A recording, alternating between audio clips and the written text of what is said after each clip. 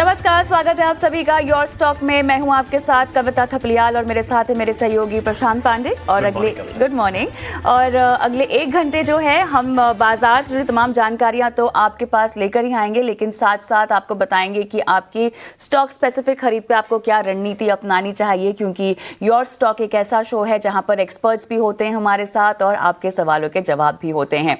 और आज अगर अपने सवाल आप हम तक पहुंचाना चाहते हैं तो रोजाना की तरह एक नंबर आपके स्क्रीन पे हम फ्लैश कर देते हैं, जो हमारा व्हाट्सएप नंबर भी है। आप चाहें तो इस नंबर पर एसएमएस करके भी अपने सवाल हम तक पहुंचा सकते हैं। 9167329108 ये वो नंबर है जहां पर अपने सवाल हम तक पहुंचाइएगा। सोशल मीडिया पर देख रहे हैं तो यूट्यूब पर खासतौर से अगर देख रहे हैं तो कमेंट बॉक्स पे अपने सवाल हम तक पहुंचा सकते हैं। सवाल जब पूछ रहे हो तो कुछ बातों का ध्यान रख लीजिएगा, जैसे कि अगर आप कोई स्टॉक स्पेसिफिक सवाल पूछ रहे हैं तो स्टॉक का नाम दे दीजिएगा, किस भाव पे आपने खरीदा है और कब तक आप इसमें रुकना चाहते हैं, कुछ डिटेल्स, ताकि आपको एक फंडामेंटल टेक्निकल व्यू आपकी अवधि के लिहाज से हम आपको दे पाएं। और आज आपके तमाम सवालों के जवाब देने के लिए हमारे साथ खास मेहमान हैं, ये सिक्योरिटीज इंडिया के लक्ष्मीकांत शुक्ला, एंजल वन के देवांग शाह। आप दोनों का स्वागत है हमारी इस बेहद खास पेशकश में। और आप दोनों से हम बातचीत शुरू करें उससे पहले बाजार के कुछ लेवल्स डाल लेते हैं नजर, जहां पर 23,000 को होल्ड करने की बहुत स्ट्रांग कोशिश की जा रही है। 130 अंक ऊपर निफ्टी फिलहाल दिखाई दे रहा है, लगभग 440 अंक यहां पर सेंसेक्स तेजी में 75,890 के पार। और बैंक निफ्टी हम देख रहे हैं यहाँ पर 180 अंक ऊपर है। जिस लेवल पर ओपनिंग हुई थी वहाँ से हम देख रहे हैं कि थोड़ी सी कमी आती हुई लगभग 100 अंकों की निफ्टी की अगर हम बात करें, लेकिन एडवांस डिक्लाइन रेशियो अगर आप देखें तो उससे मार्केट ब्रेथ के बारे में आपको पता चलेगा। 1839 एडवांसेस हैं और 774 यहाँ पे आपको डिक्लाइंस दिखाई देंगे। कुछ फटाफट इस घंटे के लूजर्स, निफ्टी और गेनर्स भी आपके स्क्रीन पे हम फ्लैश कर देते हैं। और टाइटन फिलहाल 2.5% ऊपर, भारतीय एयरटेल, टीसीएस में हम देख रहे हैं लगभग 2% की तेजी के साथ कारोबार होता हुआ दिखाई दे रहा है। हीरो मोटो हम देख रहे हैं यहाँ पर लगभग 1.5% की तेजी के साथ, और आयशर मोटर्स में भी हम देख रहे हैं कि 1.5% की तेजी दिखाई दे रही है। लेकिन गिरावट में बजाज फाइनेंस, ट्रेंट हम देख रहे हैं, Bajaj Finserv, L&T, Apollo hospital यहाँ पर जो है लाल निशान में लगभग 1% की गिरावट के साथ कारोबार करते हुए दिखाई दे रहे हैं। आईटी पैक्स में खासा जोश, क्योंकि जो गिरावट का एक दौर था वहाँ पर हमें ब्रेक लगती हुई दिखाई दे रही है। काउंटर्स में लगभग आधे से 1% तक की तेज़ी है। और साथ ही यहाँ पर और स्टॉक स्पेसिफिक एक्शन भी हम बात करेंगे और एफएमसीजी और रियल्टी पर भी हम फोकस करेंगे। लेकिन चलिए हमारे गेस्टों के साथ हम एक बार जुड़ लेते हैं, बाजार पे टेक लेते हैं और उसके बाद दर्शकों से बातचीत हम शुरू करेंगे। देवांग, आपके पास मैं आऊँगी। और देखिए, अब जिस तरह से हमने बाजार की चाल देखी है, अब ये बताइएगा, फिलहाल तो डेलो के आसपास हमें, क्योंकि ऑफ 100 पॉइंट्स दिखाई दे रहा है निफ्टी और मिड कैप और स्मॉल कैप ब्रॉडर मार्केट्स की अगर हम बात करें तो वहाँ भी लगभग हमें 1.5% ऑफ हाइज के लेवल्स दिखाई दे रहे हैं। कैसे देखते हैं आप आज की शुरुआत को, और आपके हिसाब से अब 23,000 के ऊपर एक रेजिस्टेंस कहाँ पर जाता हुआ दिखाई दे रहा है? 23,100 या आप थोड़ा सा इसको बढ़ाना चाहेंगे? Very good morning. बात करें निफ्टी का, डेफिनेटली काफ़ी अच्छा हमने अपसाइड देखा है निफ्टी के अंदर। हमें लगता है कंटिन्यू रह सकता है अराउंड 23,300 के अराउंड हमें लेवल्स देखने मिल सकते हैं फॉर 1 to 2 डेज में। जहां तक सपोर्ट की बात करें, नाउ इमीडिएट जो सपोर्ट है 22,800 है, तो बाय एंड डिप्स की स्ट्रेटेजी रखने की सलाह रहेगी, बट ये मार्केट में स्ट्रिक्ट स्टॉप लॉस के साथ काम करने की सलाह रहेगी ट्रेडर्स को। तो ये है राय आपको मिलती हुई इस वक्त इंडेक्स स्तरों पर। चलिए कुछ सवालों को यूट्यूब से भी शामिल करते हैं, और इन सब के बीच में राजेश जायसवाल का एक सवाल जो है वो हमारे पास आया हुआ है। बैंक ऑफ बड़ौदा पर राय जानना चाहते हैं, और इन्होंने 225 के भाव पे, एक बार फिर मैं लेवल्स बता दूं लक्ष्मीकांत जी, 225 के भाव पे 100 शेयर लिए हुए हैं। अगर हम ओवरऑल बैंकिंग सेक्टर को देखें तो जिस तरह से हम पिछले दिनों भी देख रहे थे कि निफ्टी में भी जब दबाव था तो बैंकिंग पूरा as a counter outperform कर रहा था। खासतौर पे पीएसयू बैंकों की तेजी भी बहुत बेहतर नजर आ रही थी। बैंक ऑफ बड़ौदा, हालांकि इनका जो भाव है यहाँ से 10 रुपए ऊपर है, आपको लगता है कि हाल फिलहाल इन लेवल्स तक आ सकता है या मुनाफा बन सकता है बैंक ऑफ बड़ौदा में? जी प्रशांत जी, आपने सही बताया कि पिछले 2 से 3 दिनों में हमने अच्छी खासी निफ्टी पीएसयू में और बैंक निफ्टी में तेजी देखी है। उसी के अंतर्गत हमने बैंक ऑफ बड़ौदा में फॉलिंग ट्रेंड लाइन का ब्रेकआउट भी देखा है। और अगर हम पिछले 3 से 4 दिनों के चार्ट स्ट्रक्चर पर अगर नजर डालते हैं तो यहाँ पर मुझे एक बुलिश हेड एंड शोल्डर का ब्रेकआउट आता हुआ भी दिखाई दे रहा है। आज ये करंटली 1.2% के आसपास के गेन के साथ ऊपर ट्रेड कर रहा है, तो मुझे लगता है कि आने वाले समय में इनके लेवल्स दिखाई देंगे। मुझे लगता है कि यहाँ से 230 तक के लेवल्स हम बैंक ऑफ बड़ौदा में देख सकते हैं। निचले स्तर पर जो सपोर्ट नजर आ रहे हैं वो सपोर्ट नजर आ रहा है अराउंड द लेवल्स ऑफ 204। जब तक बैंक ऑफ बड़ौदा 204 के ऊपर ट्रेड करता है तब तक हम 230 के लेवल्स का एक्सपेक्टेशन रख सकते हैं आने वाले समय में। चलिए, तो ये राय आती हुई बैंक ऑफ बड़ौदा में आज भी अगर आप देखें तो 1.25% के आसपास की तेजी जो है इस काउंटर में देखने मिल रही है। लेकिन हमारे अगले कॉलर हमारे साथ जुड़ चुके हैं, मोहित सिंह इनका नाम है। Mohit ji, good morning. बोलिए सर, किस स्टॉक पे आपका सवाल है? गुड मॉर्निंग सर, मेरा सवाल सर आरबीएल बैंक से था। ओके, कितने पे लिए सर? कितने शेयर है आपके पास? मेरे पास सर 1700 शेयर है, 207 की बाइंग है। 207 की आपकी बाइंग है और 1700 शेयर आपके पास है। कितने लंबी अवधि का ये है आपका व्यू है इस पे? क्या आप 2-4 महीने रुकना चाहते हैं, 1 साल? हाँ सर, शॉर्ट टर्म के लिए लिया। शॉर्ट टर्म के लिए लिया है, चलिए ठीक है। तो इन्होंने शॉर्ट टर्म के लिए यहाँ पे आरबीएल बैंक लिया है और 207 के रेट पे लिया था, वहाँ से थोड़ा नीचे स्टॉक आ चुका है। लक्ष्मीकांत जी, आपके पास आना चाहूँगा। सर, आरबीएल बैंक सर क्या व्यू है आपका? काफ़ी ऊपर लेवल पे लिया है, नुकसान बहुत हो रहा है सर। कि आरबीएल बैंक में भी हमें एक फॉलिंग ट्रेंड लाइन का ब्रेकआउट आता हुआ दिखाई दे रहा है, बट जो इसका मेजर रेजिस्टेंस है वो दिखाई दे रहा है 175 के आसपास। इसको आने वाले समय में बढ़त बनाने के लिए 175 के स्तर के ऊपर ट्रेड करना जरूरी है। जब तक 175 के ऊपर ट्रेड नहीं करता है तब तक हम इसमें एक फॉलो थ्रू बाइंग मोमेंटम नहीं देख सकते हैं। हालांकि पिछले 2 से 3 दिनों में एक शॉर्ट टर्म पुलबैक मूव आया है, बट आज भी इसी लेवल के आसपास ही यहाँ पर एक प्रॉफिट बुकिंग भी देखने को मिल रहा है। तो मुझे लगता है कि 175 का लेवल सहम है, उसके ऊपर एक डिसाइसिव ब्रेक थ्रू बनेगा तब वहां से फिर ये स्टॉक 190 195 के लेवल्स को टच कर सकता है। तो मुझे लगता है कि अगर ये एक बार 175 के आसपास आता है तो हमें यहाँ पर एक बार रिविजिट करना पड़ेगा और वहां पे हमें कंसोलिडेशन ब्रेकआउट मिलता है तभी हम आगे रुकने की सलाह दे सकते हैं। अदरवाइज हम प्रॉफिट बुक कर सकते हैं इन्हीं स्तर पर। चलिए, आरबीएल बैंक पर लक्ष्मीकांत जी की तरफ से ये सलाह आती हुई। चित्र बहादुर साहब मेरे साथ फोन लाइन पर हैं। नमस्कार सर, कहाँ से बोल रहे हैं?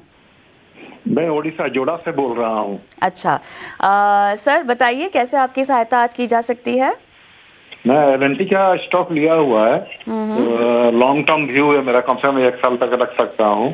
तो 1370 में मैंने लिया था, 50 शेयर है। 1370 पे? अच्छा, तो मैं उस पे अभी होल्ड करूं या समझ में नहीं आ रहा है। मार्केट जिस तरफ से डाउन जा रहा है, अभी क्या लेकिन करना आपके चाहिए मुझे? लेवल्स तो शानदार हैं सर, आपके जी सर। लेवल्स तो शानदार हैं, लेकिन हाँ 1 साल का समय भी आप दे रहे हैं, वो भी अच्छा नजरिया है। देवांग, 1370 की खरीद है इनकी? एलएनटी की बात करें, डेफिनेटली स्टॉक्स में हायर लेवल से हमने गिरावट देखी है, बट ओवरऑल अगर देखें तो एक सपोर्ट के पास से स्टॉक एक सपोर्ट के पास से वापस अपसाइड रिज्यूम किया था। आई थिंक इसमें बने रहे 3200 का यहाँ पे एक स्टॉप लॉस रखे शॉर्ट टर्म के लिए और बने रहे स्टॉक में। आने वाले समय में लगता है कि अराउंड 3500 वो ब्रेक करता है डिसाइसिवली तो पॉसिबल है 3650 3700 तक भी देखने मिल सकता है। तो इनकी लंबी अवधि का नजरिया तो इसमें बने रहे 3200 के स्टॉप लॉस के साथ। ठीक है, तो 3200 के स्टॉप लॉस के साथ आपको यहां पर बने रहने की सलाह मिलती हुई। चलिए, अगले जो दर्शक हैं उनको अपने साथ चर्चा में जुड़ते हैं। प्रांजल हमारे साथ बने हुए हैं। प्रांजल नमस्कार, कहां से बात कर रहे हैं? हेलो जी प्रांजल, आवाज आ रही है आपको? कहां से बोल रहे हैं? हाँ सर आ रही है सर। मैं नीमच मध्य प्रदेश से बोल रहा हूँ। जी बताइए सर, कौन सा अदानी स्टॉक लिया? टोटल गैस के 100 शेयर है, 1000 रुपए के रेट पे सर। अच्छा, और एससीआई लैंड एसेट के हैं सर। नहीं नहीं, 108 हम अडानी रुपए के टोटल रेट पे। गैस पे ही राय दे सकते हैं, बाकी स्टॉक हमारी जी कवरेज सर। में नहीं है। अडानी टोटल गैस जो आपने हमें भेजा है वो 1250 का भाव भेजा है। जी सर। ठीक है, कितना समय देना चाहते हैं? फिलहाल तो नुकसान में आप, लेकिन समय कितना देना चाहते हैं? सर मैं 6 महीने का समय दे सकता हूँ। ठीक है, ठीक है। तो लक्ष्मीकांत जी, अदानी टोटल गैस 1250 के भाव पे इन्होंने खरीदारी की हुई है। हालांकि शेयरों की संख्या कम है तो नुकसान का दायरा उतना बड़ा नहीं, लेकिन फिर भी नुकसान तो हो रहा है। बताइए क्या 6 महीने के हिसाब से थोड़ा बाउंस बैक की उम्मीद की जाए, और अगर एग्जिट करना हो या बने रहना हो तो वो नजरिया क्या होगा?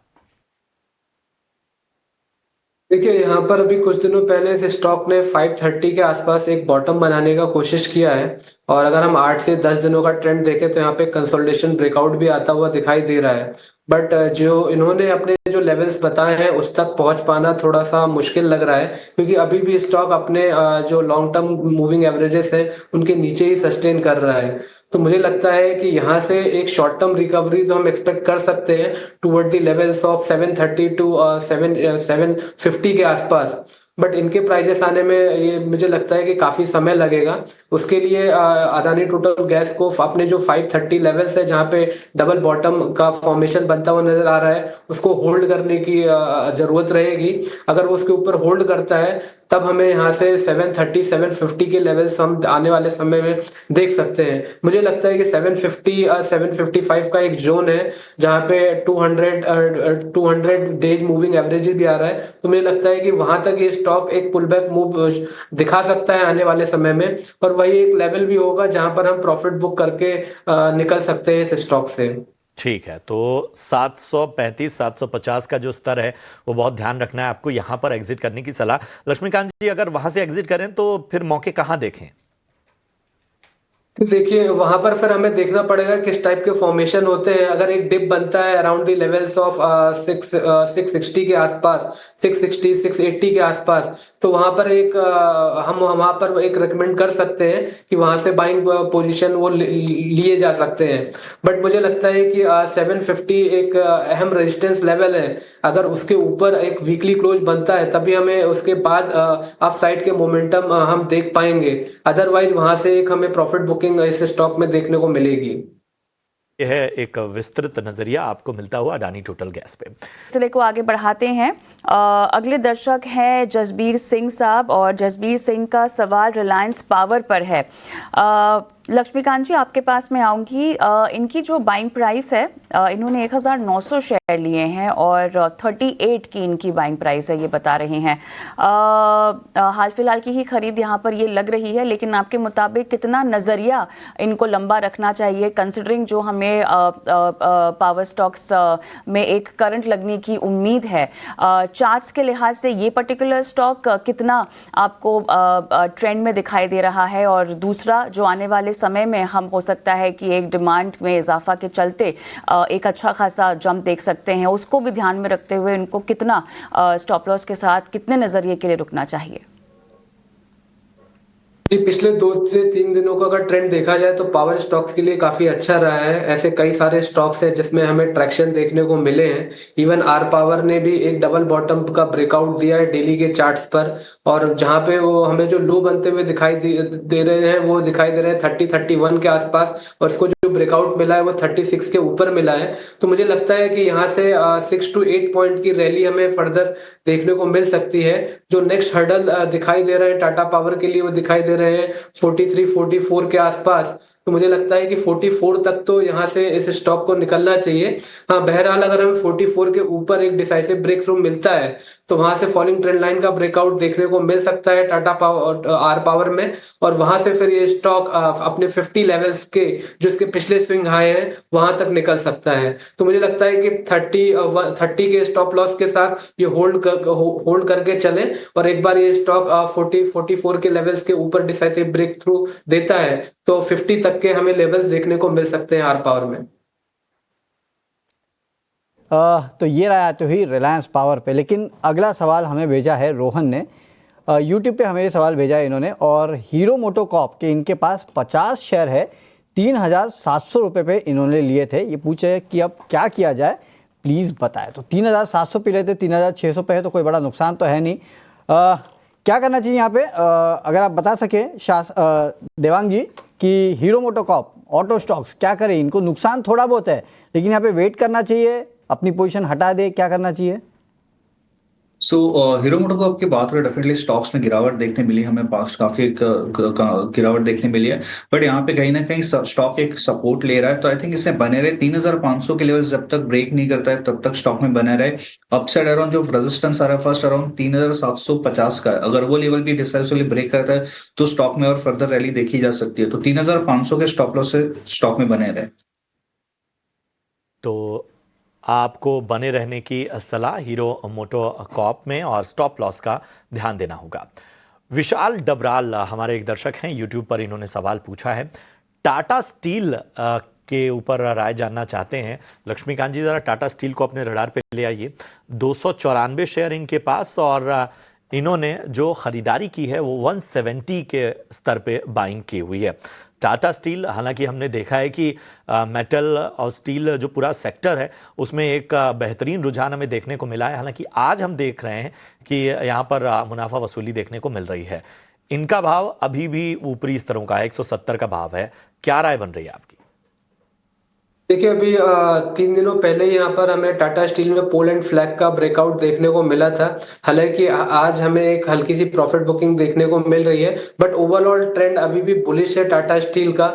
मुझे लगता है कि यहाँ से ये स्टॉक 175 के लेवल्स को टच कर सकता है, क्योंकि अभी हम अगर पिछले ट्रेंड देखें तो अभी इसने अपने सारे जो की मूविंग एवरेजेस होते हैं उसके ऊपर ट्रेड करना स्टार्ट किया है। और पिछले 3 से 4 दिनों का अगर हम ट्रेंड अगर देख पाते हैं तो वहां पर हायर टॉप हायर बॉटम के फॉर्मेशन भी बनते हुए नजर आ रहे हैं। तो मुझे लगता है कि अगर प्रॉफिट बुकिंग भी आती भी है तो जो 150 के लेवल्स है, जहां पर 200 डीएमए लेवल्स हैं, तो वहां से हमें फिर से बाइंग इनिशिएट करना चाहिए, और 175 के लेवल तक हम वेट कर सकते हैं टाटा स्टील में।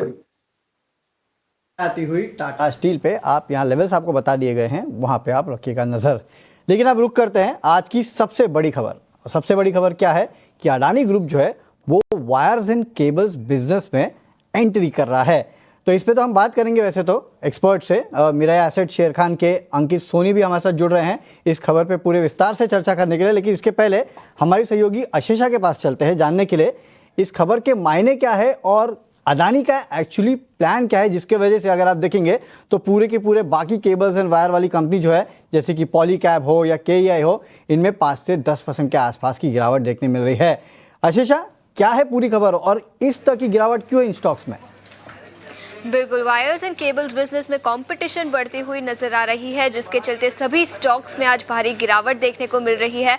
अडानी की एंट्री के चलते जो एग्जिस्टिंग प्लेयर्स है, केईआई इंडस्ट्रीज की बात करें, पॉलीकैब, आरआर काबेल जैसे सभी स्टॉक्स में 5 से 15% की गिरावट आज के सत्र में दिखी है। याद रखें, कुछ ही दिनों पहले 27 फरवरी को अडानी ग्रुप या अल्ट्राटेक सीमेंट ने ये अनाउंसमेंट किया था, जहां पर उन्होंने भी वायर्स एंड केबल्स बिजनेस में फोरे किया था। 1800 करोड़ के कैपेक्स प्लान से उन्होंने बताया था कि कंपनी एंटर करना चाहती है। और आज ये बड़ी खबर निकल कर आई है, जहां पर अडानी एंटरप्राइजेस जॉइंट वेंचर के द्वारा अपनी सब्सिडरी के through wires and cables business में एंटर करना चाहते हैं। उन्होंने कैपेक्स के प्लान्स अभी तक नहीं बताए। 10 लाख के शेयर कैपिटल के साथ ये जॉइंट वेंचर कंपनी एस्टैब्लिश की गई है, लेकिन कैपेक्स प्लान्स अभी तक नहीं आए हैं। एनालिस्ट का मानना है कि कंपटीशन बढ़ती हुई नजर आ सकती है, और जो एग्जिस्टिंग प्लेयर्स है, जैसे मैंने बताया, केईआई इंडस्ट्रीज, पॉलीकैब जिसका 17% मार्केट शेयर है, केईआई का मार्केट शेयर 7-8% के आसपास है, तो सभी एग्जिस्टिंग प्लेयर्स को इसके चलते कंपटीशन बढ़ती हुई नजर आ सकती है। इनफैक्ट मार्केट साइज काफ़ी ह्यूज है। ग्लोबली मार्केट 7.5% के CAGR रेट पर बढ़ सकती है, और डोमेस्टिक मार्केट की बात करें तो करीब 11 से 13% का CAGR ग्रोथ ये मार्केट अगले कुछ सालों तक दिखाई दे सकती है। मार्जिन्स भी काफ़ी लुक्रेटिव है, जिसके चलते 2 दिग्गज प्लेयर्स इस इंडस्ट्री में घुसना चाहते हैं। अल्ट्राटेक सीमेंट के बाद अब अडानी एंटरप्राइजेस का भी ये फोरे आता हुआ। इनफैक्ट हाल फिलहाल में स्टॉक्स में भारी गिरावट दिखी है। 2025 में अब तक देखें तो पॉलीकैब 26% तक टूट चुका है। केईआई इंडस्ट्रीज, हैवेल्स जैसे सभी स्टॉक्स में गिरावट दिखी है। तो क्लियरली कंपटीशन बढ़ेगी, जिसके चलते सभी एग्जिस्टिंग प्लेयर्स पर इम्पैक्ट दिखेगा। शुक्रिया आशीषा, विस्तार से समझाने के लिए इस पूरे न्यूज़ का क्या इम्पैक्ट हो रहा है किन स्टॉक्स पे। लेकिन चलिए इस खबर पे पूरी चर्चा करने के लिए हमारे साथ मिराई एसेट शेयर खान के रिसर्च एनालिस्ट, जो कि इस पूरे सेक्टर को काफ़ी क्लोजली ट्रैक करते हैं, अंकित सोनी जुड़ रहे हैं। अंकित जी, आपका बहुत बहुत स्वागत है सर ईटी नाउ स्वदेश पे। सर बताइए, इस खबर को आप कैसे देख रहे हैं और मैं सबसे पहले तो ये जानना चाहूँगा, क्या ये मार्केट इतना बड़ा है कि दो बड़े प्लेयर्स को एब्जॉर्ब कर सके, या फिर यहाँ पे कंपटीशन काफ़ी ज़्यादा बढ़ जाएगा? कैसे देख रहे हैं आप इसको? धन्यवाद मुझे यहाँ करने के लिए। बस यही है, मार्केट बहुत ही बड़ा है, अब्जॉर्ब हो जाएगा, बट देन यही होगा कि कॉम्पिटिटिव प्राइसिंग इंटेंसिटी बढ़ जाएगी प्लेयर्स के बीच में, क्योंकि दो बड़े दिग्गज प्लेयर एक महीने के अंदर अपना एंट्रेंस बता रहे हैं इस केबल्स एंड वायर सेगमेंट में। Already cables and wire segment में कंसर्न से कि 10,000 करोड़ का पूरा केपेक्स एग्जिस्टिंग कंपनीज कर रही थी, उसके चलते ओवर सप्लाई के इशू के होने का चांसेस था। बट ये एकदम पीक साइकिल पे, पीक केपेक्स साइकिल पे, केबल्स एंड वायर्स के पीक केबल साइकिल पे बड़े प्लेयर्स का एंट्रेंस होना इंडस्ट्री को थोड़ा डीवैल्यू कर सकता है। एंड हमें लगता है कि ओवर द पीरियड 2027 के बाद में थोड़ा कुछ रेवेन्यू ग्रोथ या फिर मार्जिन पे कुछ इम्पैक्ट पड़ सकता है एग्जिस्टिंग प्लेयर्स के। Ankit hi, good morning, Kavita this side. तो 2027 के बाद आप कह रहे हैं कि रेवेन्यू और मार्जिन्स पे इम्पैक्ट पड़ सकता है एग्जिस्टिंग प्लेयर्स का, लेकिन थोड़ा सा मैं CAGR ग्रोथ के लिहाज से सवाल आपसे पूछना चाहती हूँ। किस तरह की एनालिसिस आप CAGR ग्रोथ के लिहाज से करते हुए देख रहे हैं? 11 से 13% तक के आसपास एक फेयर एस्टिमेट क्या लगाया जा सकता है? आपका आकलन क्या कहता है अब ये नई एंट्रीज को देखकर?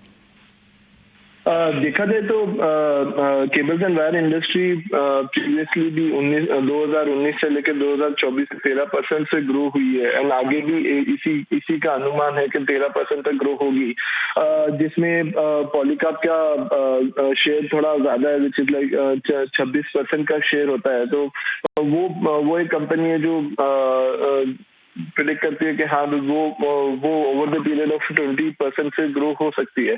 तो इसी वजह से अनुमान यही है कि 13% से ग्रो होगी इंडस्ट्री, एंड जिसमें पॉलीकैब मेजर प्लेयर है वो थोड़ा इंडस्ट्री प्लेयर से ज्यादा में ग्रो होंगे, 1.5x पे ग्रो होंगे।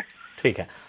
अंकित जी, एक चीज बताइए कि आखिर ऐसी क्या वजह होती है कि जब भी न्यू एंट्रेंट की एंट्री होती है या कोई नया प्लेयर आता है तो पहले से जो मैच्योर प्लेयर हैं वो उनमें कहीं ना कहीं बेचैनी या कंपटीशन ही देख लीजिए तो एक तरह का नज़र आता है, और वो इम्पैक्ट हमें कहीं ना कहीं उनके परफॉर्मेंस में भी देखने को मिलता है जो आज नज़र आ रहा है। आप कह रहे हैं मार्केट बड़ा है, लेकिन आखिर क्या वो फैक्टर्स हैं जो लगता है कि बाकी पहले से मौजूद कंपनियों को थोड़ा बेचैन कर देते हैं? Only thing is existing players का इशू यह होता है कि जो बड़े प्लेयर्स आते हैं वो मार्केट डिस्टर्ब करने की सोच सकते हैं, एंड वेरी उतना इम्पैक्ट नहीं आएगा द एग्जिस्टिंग प्लेयर्स पे, क्योंकि ऑलरेडी एग्जिस्टिंग प्लेयर्स के जो अप्रूवल्स होते हैं, सब कुछ होता है, वो एक बड़ी इंटैक्ट चीज होती है। अप्रूवल्स के लिए, केबल्स एंड वायर्स अप्रूवल्स के लिए 3 से 4 साल का अप्रूवल पीरियड हो जाता है। एक तो इंडस्ट्री इतनी अच्छी लगती है कि एसएसएन आपका 4 to 5x दिखता है। सो इन दैट केस ये लगता है कि हाँ थोड़ा जिटर डाउन हो जाता है, बट जो बड़े प्लेयर्स है जैसे पॉलीकैब वगैरह अभी भी स्टेबलाइज लगते हैं ओवर द पीरियड। थोड़ा कुछ इम्पैक्ट रेवेन्यू ग्रोथ या मार्जिन पे आ सकता है, बट छोटे प्लेयर्स की इम्पैक्ट देख सकते हैं। क्या अंकित जी एक बात बताइए, क्योंकि अब तो ये नए प्लेयर्स जो है वो आ चुके हैं, भले वो अल्ट्राटेक हो भले वो अडानी हो, उन्होंने इस सेगमेंट में एंट्री ले ली है। तो जो एग्जिस्टिंग प्लेयर्स है इनके पास क्या स्ट्रैटेजी होगी अपना कारोबार बचाने के लिए या फिर अपना कारोबार बढ़ाने के लिए? क्या ये एक्सपोर्ट मार्केट की तरफ भी ज़्यादा अपना फोकस बढ़ाएंगे? आपको क्या लगता है? एक्सपोर्ट सारी companies export market, majorly Polycab वगैरह तो एक्सपोर्ट मार्केट देख ही रही थी। उनका अभी स्ट्रैप प्लान आया था जिसमें दे हैव क्लियरली सेड के वो 5 से 10% का एक्सपोर्ट देख रहे हैं टुवर्ड्स फाइनेंशियल 2030 तक। तो उनका स्ट्रैप प्लान में क्लियरली विजिबल है, एक्सपोर्ट स्ट्रेटेजी उनकी मेजर होनी चाहिए। अदर देन दैट उनका supply chain distribution channel strong होना चाहिए, अभी और स्ट्रांग करना चाहिए। तो वही एक मैटर करता है। क्वालिटेटिव वगैरह तो obviously all the players are very much competitive enough, तो लुक्स लाइक मोर ये रहता है कि कॉम्पिटिटिव इंटेंसिटी थोड़ी बढ़ेगी, प्राइसिंग इश्यूज थोड़े आ सकते हैं। चलिए ठीक है सर, एक आखिरी सवाल क्विकली इसका जवाब दीजिएगा, कितना ईपीएस कट देख रहे हैं आप इस न्यू एंट्री की वजह से इन जो पुराने प्लेयर्स हैं उनमें? हाँ, हमारा टारगेट प्राइस पॉलीकैब हमारा बाई है एंड केईआई ऑलरेडी हमारा होल्ड था। तो केईआई पॉलीकैब पे हम लोग ये देख रहे हैं कि अभी अडानी का क्लैरिटी, अडानी की बहुत सारी क्लैरिटी आनी है, वेरिन कितना केपेक्स लगाएंगे, क्या करेंगे, मेजर क्या है, उनका डिस्ट्रीब्यूशन चैनल भी as such there is no B2C more distribution channel from the Adani. तो वो एक चीज देखनी होगी कि कैसे ये सब चीजें पैन आउट होगी, तो उसी के बाद में हम लोग ये देखेंगे कि हम लोग रिविजिट करेंगे फॉर द फंडामेंटल्स। अभी के लिए 2027 तक का हमारा number is more on the same terms. हम लोग कुछ अभी ईपीएस कट नहीं करने की सोच रहे हैं। अदर देन दैट अगर कुछ मेजर क्लैरिटी अडानी के ओर से मिलती है तो हम लोग देखेंगे इस चीज को। ठीक है अंकित जी, बहुत बहुत शुक्रिया आज हमारे साथ जुड़ने के लिए और विस्तार पे चर्चा करने के लिए इस बड़ी खबर का पूरे के पूरे वायर एंड केबल सेगमेंट पे किस तरह का इंपैक्ट होगा। चलिए इस नोट पे एक ब्रेक लेते हैं, आप जाइएगा मत, देखते रहिए 18 Hours स्वदेश।